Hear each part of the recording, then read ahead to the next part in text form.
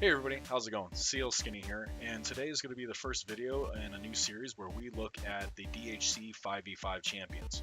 We're going to look at all their different skills, talk a little bit about how they fit into the different play styles, as well as playing a match. We're probably going to lose a lot on YouTube, just so you guys know, like lots of loss. We're going to be queuing up by ourselves, so we're not going to be rolling in a 5v5 team, but we'll give a thumbs up, thumbs down approval based on our experience with that champion. One of the things I just want to touch on for those new to the 5v5 play mode, try to pick champions that are synergistic to the rest of your team, especially if you're not queuing with a team of people that you know. The idea is you may want to just take that champion, hop in somebody's back pocket and heal them. It could be more beneficial. So on that note, let's go ahead and get started with a champion that we've actually been playing quite a bit, and the Fire Magic Girl, also known as Yetsuko. And so from here, we can see a little bit about her base skills. So let's go ahead and take a look. That's her auto attack. So let's look at her actual skills. I like this skill. It's pretty useful. Basically what it does is it's a multi-attack, and if it hits on the third consecutive hit, it actually stuns the target. The cool thing about this attack is you can actually move while casting it. So you don't have to be standing right there, right in front of the other enemy champion. You can move side to side or back up a little bit, and it's a good if like running away from a champion. There's been many times when I've kind of been running, turned around, hit them with that, and kind of backed up a little bit and been able to get away based on the stun.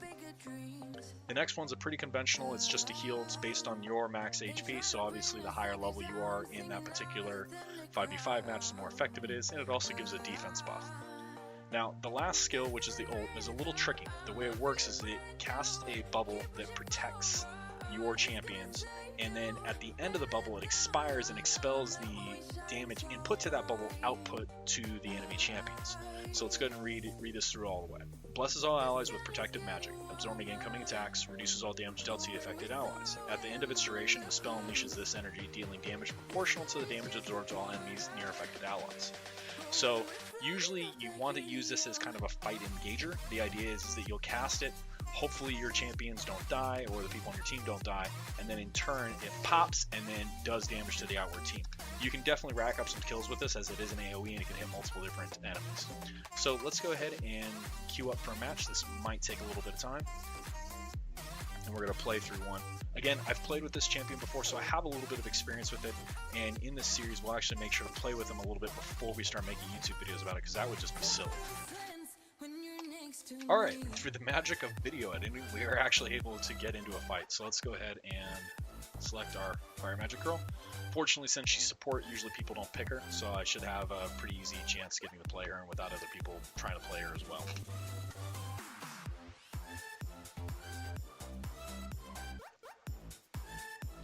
So hopefully the match goes through. Looks like we still got some people waiting to pick. It's going to take a minute. Come on, people. Come on, puggers. You can do it. The puggers can do it. I swear.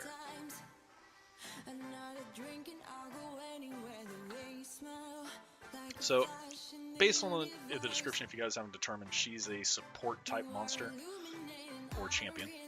The idea is that she heals and helps set up kills for more damage dealers. So I'd probably pair well with any of the champions in here aside from the Water Naga. The idea being is that I'm going to help keep them alive and stun the enemy champions so that they can get kills. So now we're just waiting for the match to start. Yay, got into a match. First try. Or so you think.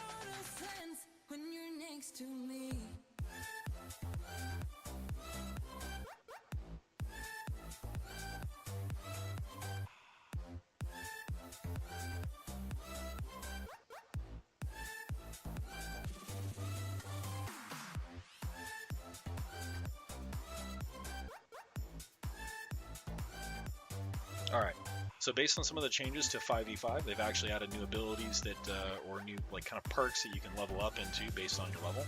So auto attack every 5th attack reduces skill cooldown, heals non-champion allies. I think I like that one.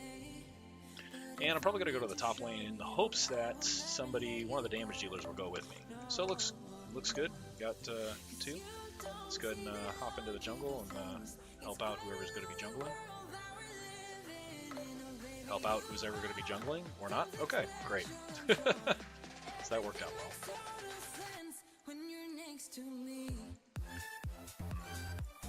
We may end up going down to the bottom lane. Ah, almost got her. So that was an example of using that Q, trying to...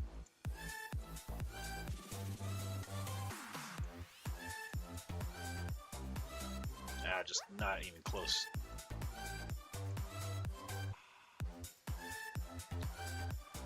Alright, so the idea is we want to kind of hopefully... Oh.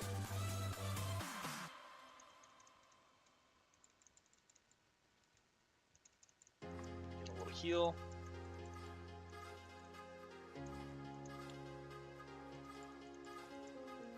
Ooh, that little tower is getting feisty.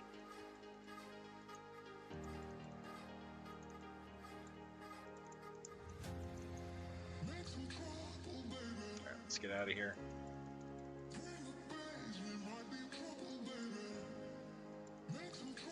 Alright, got the stun on the tower. Sweet, got the kill on it. Can we stay on the tower long enough?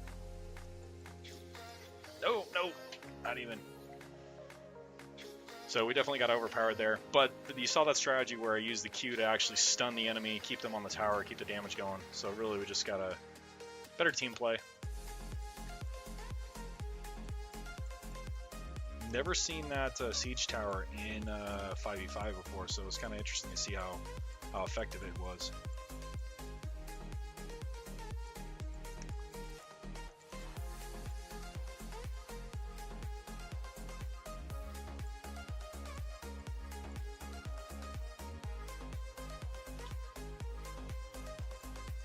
Sweet, got a nice little stun there. Don't stop getting wrecked! Oh my gosh! Oh, cool, and we got the kill. So as you can see, that stun's coming in a lot of handy for getting some kills. I mean, hopefully I would be setting up my teammates, but my teammates seem to be going full face into the opponent's meat grinding machine. That is their damage dealers. So it's not working out too well. The good thing about the fire magic girl is she does have some sustain, some lane sustain, because she can heal herself.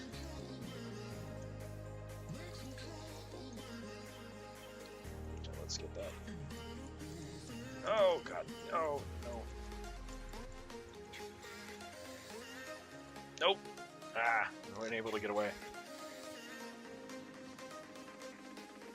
A little kick up from that Nature Tiki girl is pretty violent. Kind of the displacement, keeping you away from where you want to go is very, very damaging. So this looks like it's probably going to be a pretty bad match unless we figure out some way to come back from it. But we've got a good demonstration of her Q and what it can do. That stun is a very powerful weapon in the 5v5 just because the ability to just, like, as you can see there, I'm just stunned, locked down, can't do anything.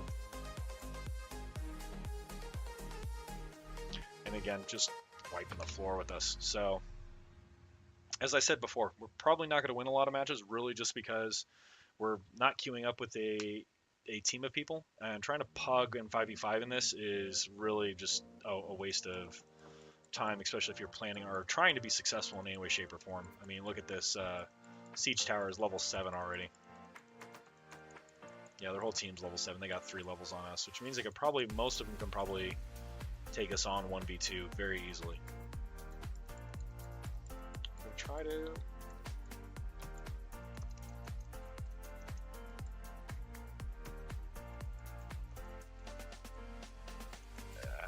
there's not much we can do.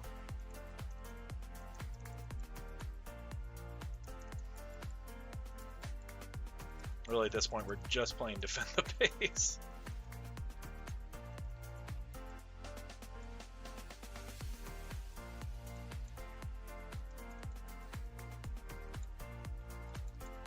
Alright, so hopefully we just popped our E, we can get some damage on that. It's not too bad. And they all split up. And that vampire, Fire Vamptano.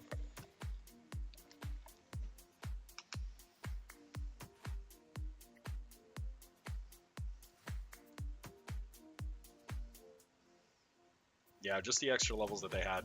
made it so they can be really aggressive against our team and then just bully us out of our base pretty quickly.